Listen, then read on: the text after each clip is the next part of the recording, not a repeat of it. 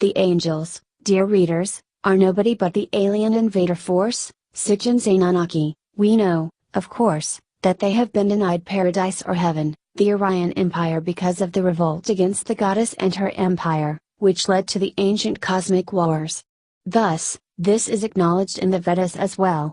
In the Islamic culture, these beings are equated to jinns. It's just the Muslim name for the same interdimensional beings, and jinns are associated with Lilith in ancient mythology. Let's examine closely what's going on here. The old texts are telling us about penance and exclusion from paradise, something that eventually led to the first sin in the Bible and is practiced in Christianity and Catholicism in particular, but echoes across the different religions. Now, pay attention to what the Vedas say. I need to repeat a few fragments from earlier quotes to make this sink in. In Persian mythology, the Peri are spirits who have been denied paradise until they have done penance. Here is the definition of penance. Quote number 25, penance is repentance of sins as well as the proper name of the Roman Catholic, Orthodox Christian, and Anglican sacrament of penance and reconciliation, confession. It also plays a part in non-sacramental confession among Lutherans and other Protestants. The word penance derives from Old French and Latin poenitentia, both of which derive from the same root meaning repentance, the desire to be forgiven. In English, see contrition. Penance and repentance, similar in their derivation and original sense, have come to symbolize conflicting views of the essence of repentance, arising from the controversy as to the respective merits of faith and good works. Word derivations occur in many languages. Then we have the following, which I showed the reader earlier. It is said that Rakshasas were created from the breath of Brahma when he was asleep at the end of the Satya Yuga. As soon as they were created, they were so filled with bloodlust that they started eating Brahma himself. Brahma shouted Rakshama, Sanskrit for protect me, and Vishnu came to his aid, banishing to earth all Rakshasas, thus named after Brahma's cry for help. The beings we are talking about here are not our creators, but nonetheless are genetic manipulators. They created us as a new race. In other words, they want us to understand that we inherit their sins because they are our parents. Therefore, we have a karmic debt to pay before we can get to heaven, according to these beings. In level 1 we learned that Lilith is another name for Inanna and Isis, to name two, and this lady is Ninurta's, Lord Enlil's, daughter. Inanna went to the underworld, and met her sister, Ereshkigal. Ereshkigal then took over the role as Inanna and has since then been known as both Ereshkigal and Inanna. All these beings, Enki, Marduk, Ereshkigal, and Lilith, Inanna, and all their minions, have been cast out of heaven, and according to the Vedas, Brahma cast down the Rakshasas and all the other group of beings we have mentioned from heaven. In the Vedas, it says that Brahma cast them down to earth, which we know is not true. They invaded earth and stole what was here, but the end result will be the same. These are the beings who have created us in some way, and we are made in their image, as the Bible say. The alien invader forces are of course the Elohim of the Bible, but also the fallen angels. Now they are putting us humans in the same boat they are sitting in. They are indirectly saying that we are demons who rebelled against the Creator and therefore need penance in order to enter heaven. They are transferring their karmic debt to us. They know they can't get rid of it themselves, but they make us share it with them. Thus, we have what is called the original sin. So, here we are, thinking we are born with sin and need to repent, and if we are religious, we spend our lives trying to please a God who is not even the real God, but who happily sucks in the worship and uses the energy. Then we die, still in sin, do our life review, and notice that we are not perfect and need to start all over again, down into a new body and try once more to pay our debt and get rid of our bad karma. Although Christians don't call it karma, they call it original sin. In the next lifetime, we create more sins, die, and go through a new life review, whereby we start all over again. Don't think we can't get away from this just because we're not religious. Look at the New Age movement, they call it karma, don't they? It's the same thing. It seems like almost whatever you believe in, there is a debt you need to pay. However, this is not always true.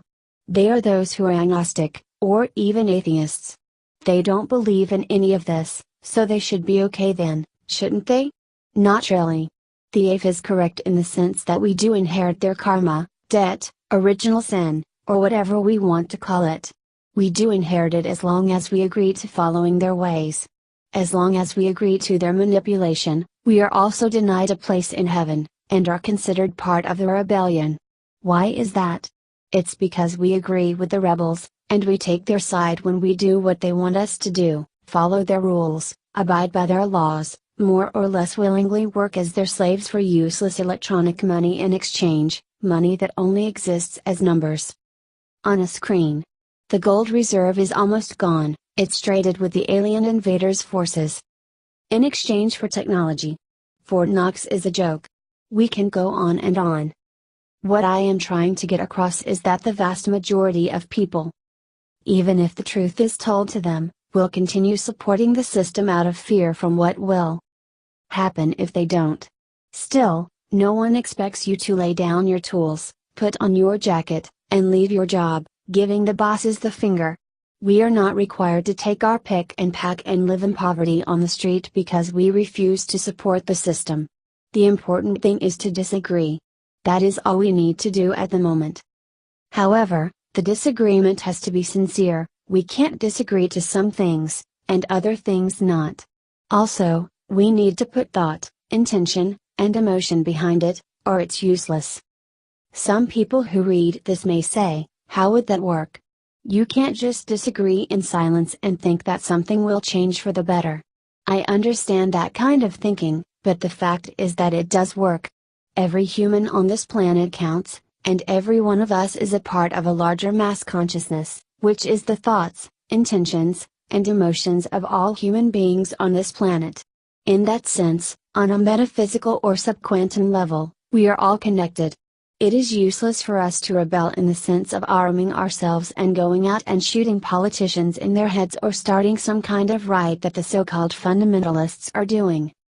Although they are all trained by the Western intelligence community, look at the fundamentalists of the ISIS movement for example. To apparently beheaded Foley, the American journalist.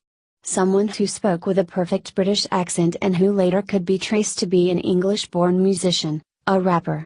This guy had been trained and compartmentalized by MI5 or MI6, I would say.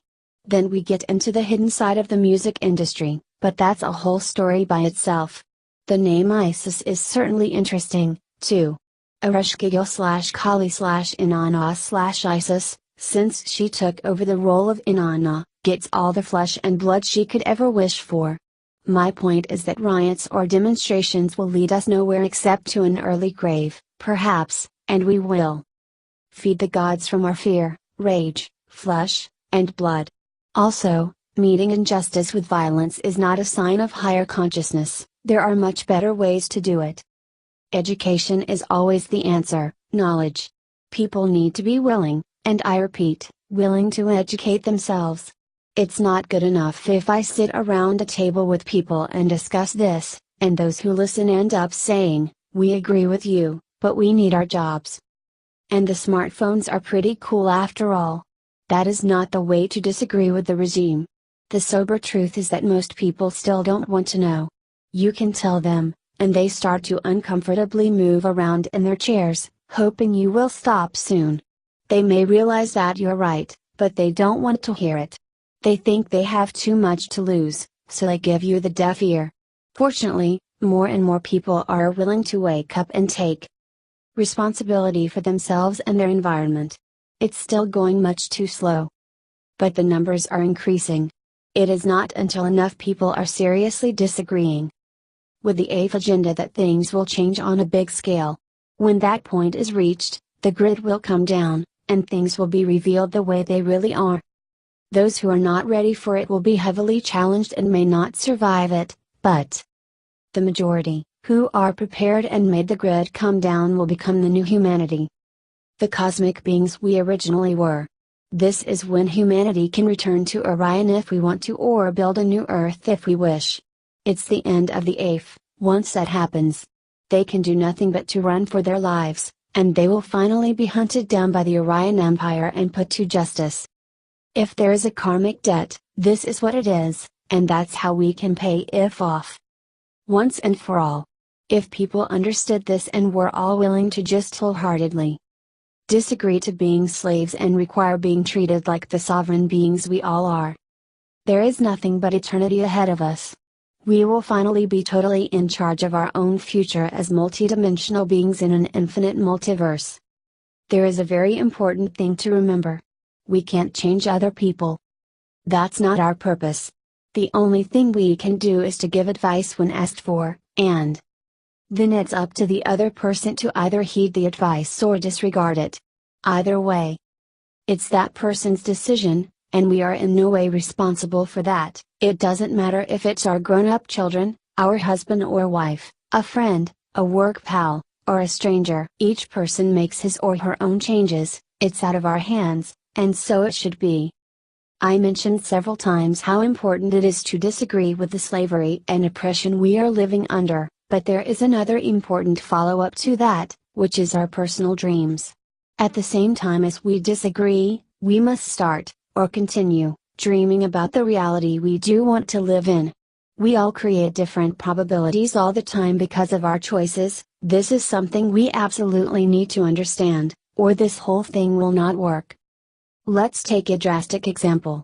Let's say I ask you, did you read in the papers that they dropped a bomb in the town next to yours and thousands of people died? Deadly radiation is coming your way. You reply, no, I haven't heard anything about that.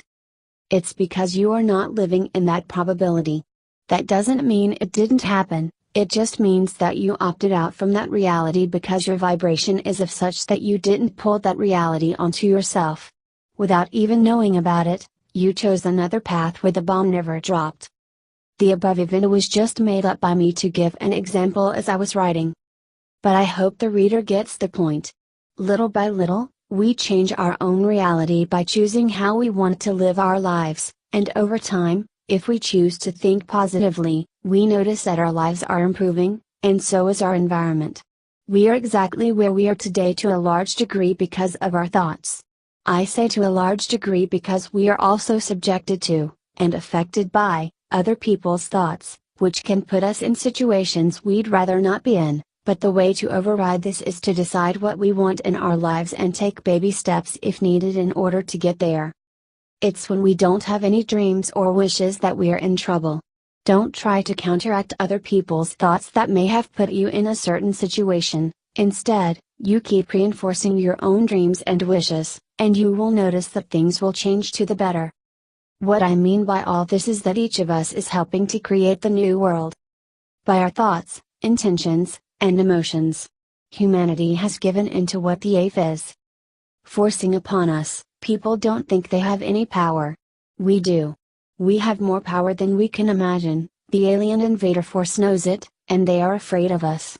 Let's all do our part to create a world we want to live in, and we will notice that reality will bend to accommodate our wishes.